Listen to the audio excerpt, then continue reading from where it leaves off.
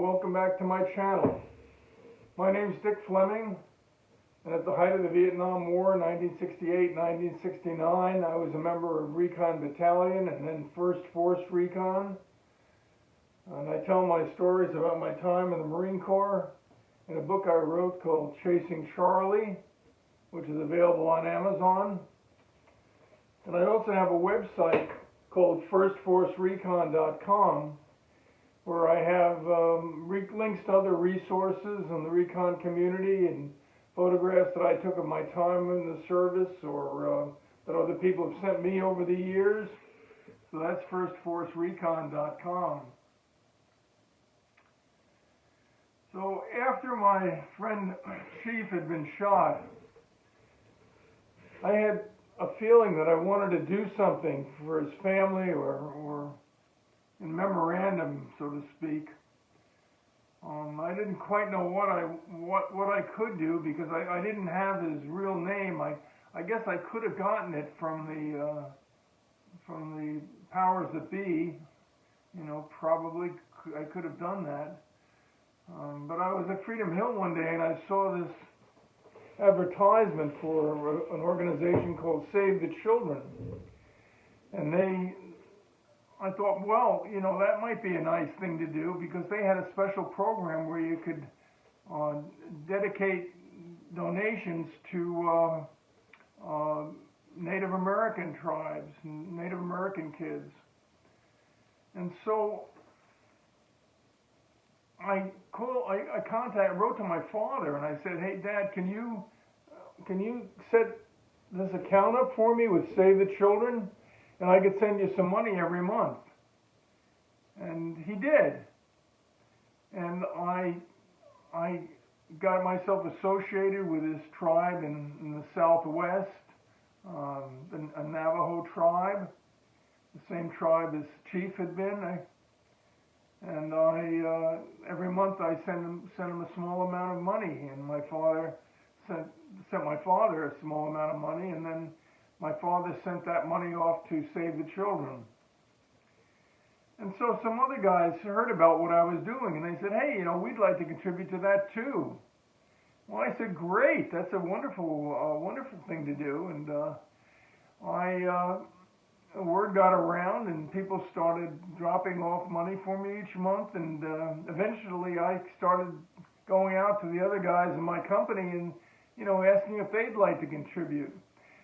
I had gotten back from Save the Children a nice letter from one of the kids in the family saying how they were going to use the money to buy school books, and I felt really good about that. And they had a picture of the little girl that we were supporting. And so I went around to the other guys in the company and I said, hey, would you like to contribute to this? You know, $5 or $10 a month could really make a difference.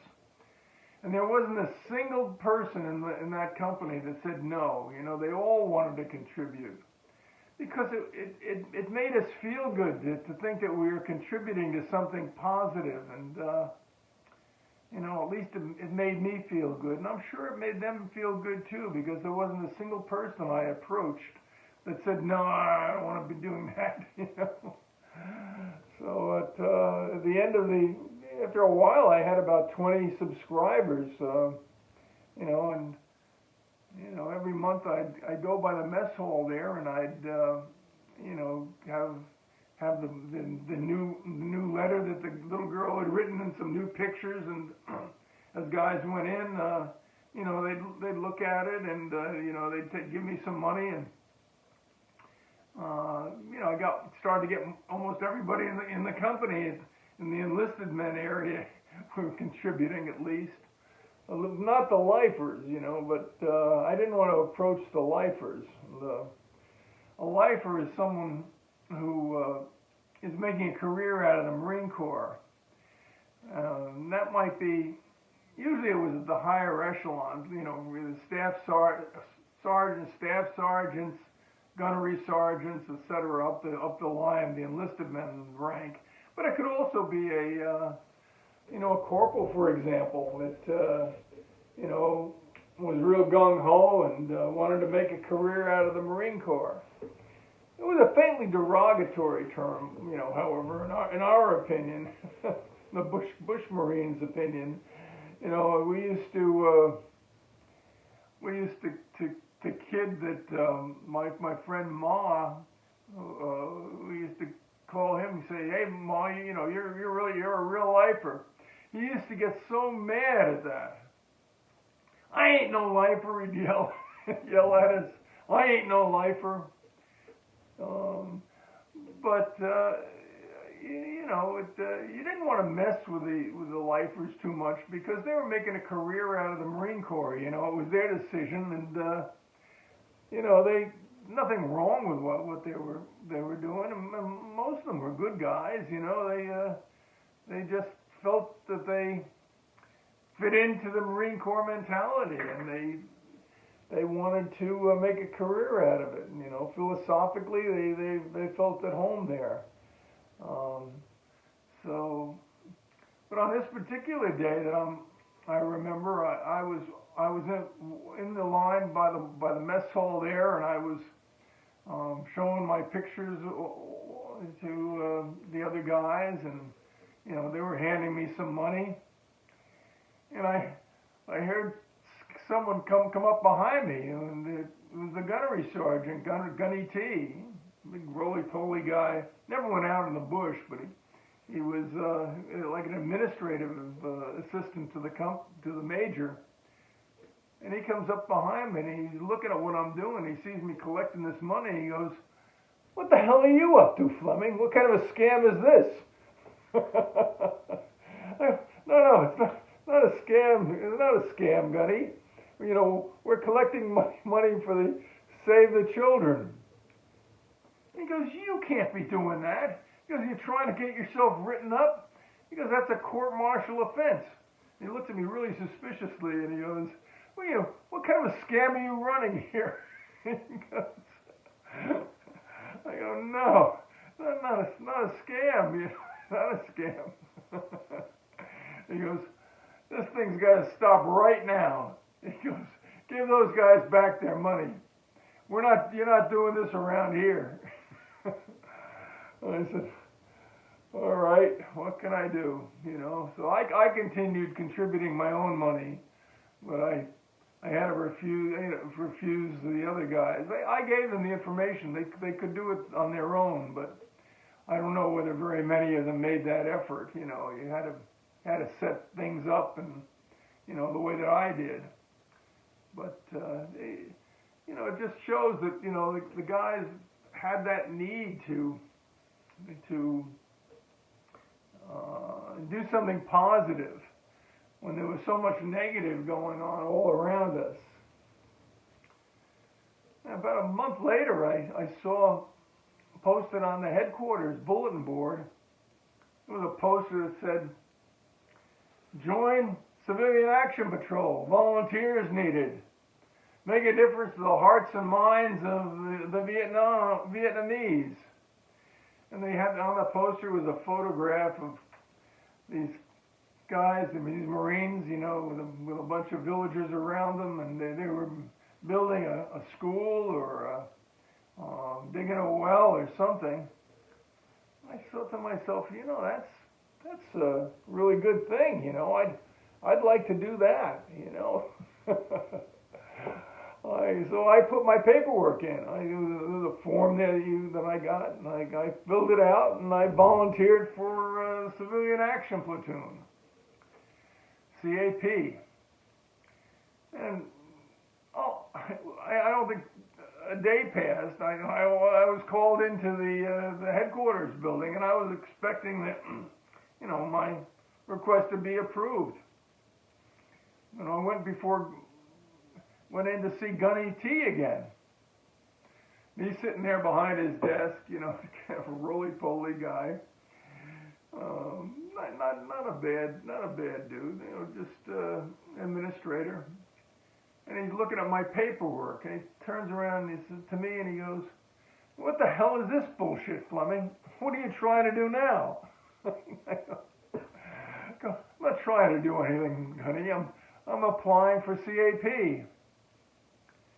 He looks at me, are you out of your mind? He says, there's no way in hell that the major's going to let one of his recon scouts babysit a bunch of gooks in a village somewhere. Because it's not going to happen. I said, I'm qualified, and I want to volunteer. He goes, you're not qualified, Fleming. You're not qualified at all. I said, why not? I said, I'm as good as qualified as anybody.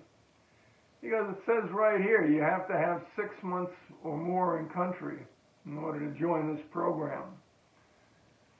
He goes, you don't have, you don't. I said, yes, I do. I have a little over 6 months left in country at least. He goes, yeah, but by the time I finish filling out your paperwork, you're going to be catching the big bird back to the States. That's what he said.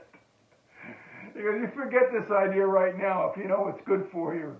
I might remember you, that little scam you had going there. Well, as I turn around to leave, he goes to me, I'm doing you a favor. I'm doing you a real favor. He goes, those guys have one of the highest attrition rates in the entire Vietnam. He goes, if they're not killed by the NVA attacking the village, they're stabbed in the back of the night by the Vietnam sympathizers in the Ville. Because I'm doing you a favor. Well, maybe he was, Those guys did. They had a really dangerous job, and they did. Give them all the credit in the world. There was a saying in the Marine Corps, when you absolutely have to have something destroyed, call in the Marines. Well, that's true.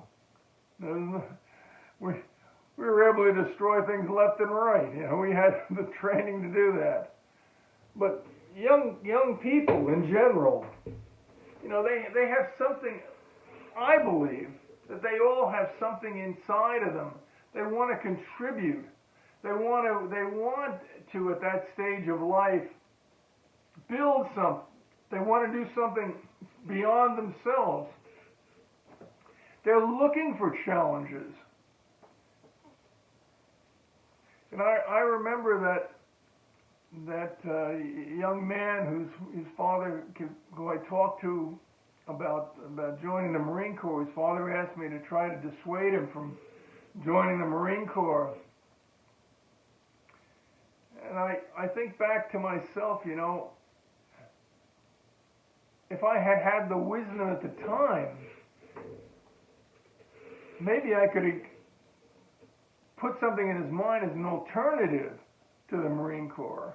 Yes, he wanted the challenge. Yes, he wanted to contribute. Yes, he was patriotic. All of these things were good, positive things. But maybe I couldn't dissuade him, but maybe I could have redirected that. There were so many other avenues where you could satisfy that urge within you to contribute. The Peace Corps, for example. You go to an exotic location, you learn a new language, you interact with new people. How exciting! And contributing to something positive. Or the smoke jumper. You're saving the forests, and to get the excitement of jumping out of an airplane into a forest fire. Geez, that's exciting enough, isn't it? Or even the firefighters, or the police force. There's emergency. You can become an emergency medical technician, learn these skills, and maybe apply them to helping people. And yet getting that challenge, yet getting that adrenaline rush, if that's what you need inside of you. There's so many other avenues that I could have suggested to him if I had had the wisdom at the time. But, he decided to go in the Marine Corps, and unfortunately he was killed in Afghanistan.